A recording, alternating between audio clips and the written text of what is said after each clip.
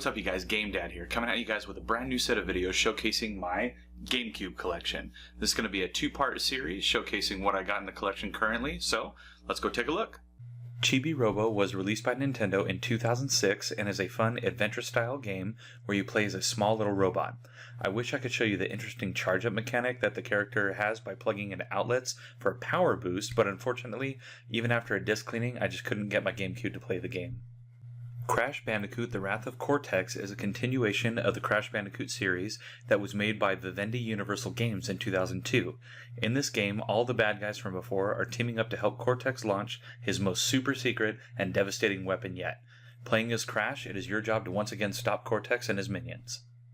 In Dance Dance Revolution Mario Mix, released by Nintendo in 2005, you must use the power and magic of dance to journey through the Mushroom Kingdom and recover the missing artifacts. Typical Mario game, but this time with dancing. For the game capture of this, I'll admit I did not use my DDR Mario Mix dance mat, just the controller. Sorry. Disney's Extreme Skate Adventure was released by Activision in 2003. This game takes all the great things about a Tony Hawk's Pro Skater game and combines it with Disney and Pixar characters for a super fun twist on a skating game. There was even a skate competition held during the final development stages of the game, whose winner got to be a featured character inside of it. Next we have Donkey Kong Jungle Beat.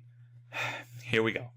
This game was released by Nintendo in 2005 and allows you to use the DK bongos. Yes, this game came with a gimmick controller and in my opinion, it's ridiculous.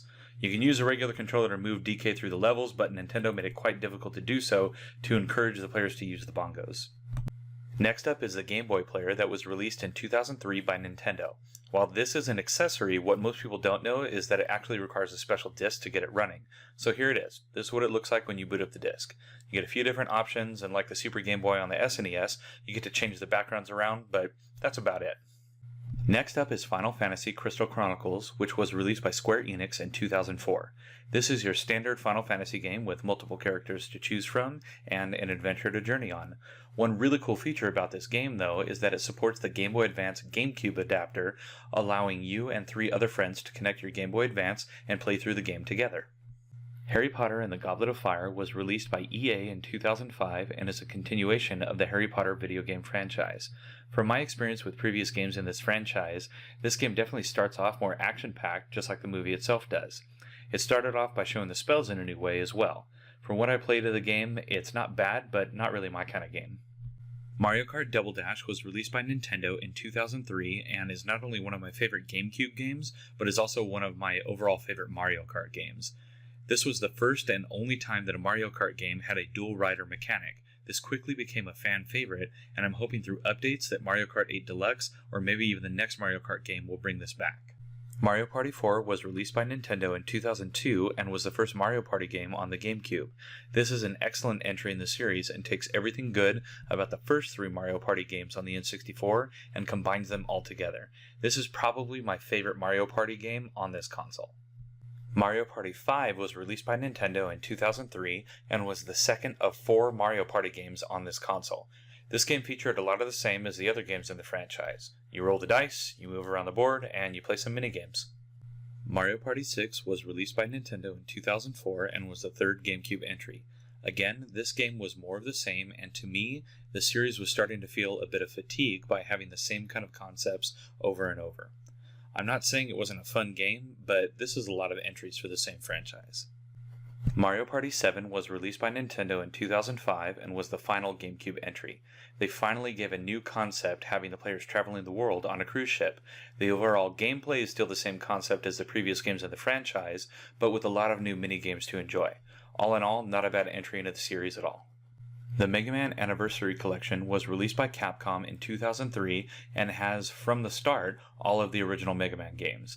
This collection has been released on many consoles over the years, but being on a Nintendo console, it just feels like these games are more at home. Monsters, Inc. Scream Arena was released by THQ in 2002 and is a wacky game where the objective is to make the monsters laugh. I didn't spend a lot of time on this game back in the day because there were so many other titles available, but I can definitely see how this game would have been fun for younger kids at the time. Need for Speed Hot Pursuit 2 was released by EA in 2002 and is a continuation of the NFS Hot Pursuit series. It's a fun driving game in its own right, but compared to other games of the day, this one just didn't do it for me. I would have much rather had a driving experience like Gran Turismo on PS2. Paper Mario: The Thousand-Year Door was released by Nintendo in 2004 and is in my opinion the single best Paper Mario game there is. This game has it all: great graphics that still hold up today, a great story, and a very intuitive RPG turn-based style gameplay. This embodies everything that is awesome about the Paper Mario series. Phantasy Star Online Episode 3 Card Revolution was released by Sega in 2003, and unfortunately I don't really know much about it because for whatever reason I couldn't get my GameCube to play it. I'll have to get it resurfaced and see if I can actually get the game to play. So that was part 1 of my GameCube collection. Now, what are your guys' favorite GameCube games? Go ahead and leave a comment down below and let me know. And as always, please go ahead and hit those like and subscribe buttons, and don't forget to hit that notification bell as well. That way, you guys get alerted anytime I got a new video coming out. As always, I'm GameDad, and I thank you guys for watching. Catch you later.